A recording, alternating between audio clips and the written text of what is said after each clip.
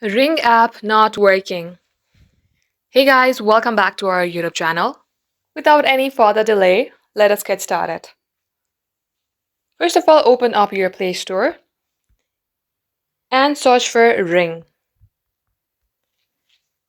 If you see update instead of open, tap on update and update your app. Then once you have updated your app, head over to your settings. Here scroll below onto apps option and again search for Ring. Tap onto your Ring app and tap onto storage. Here tap on clear data.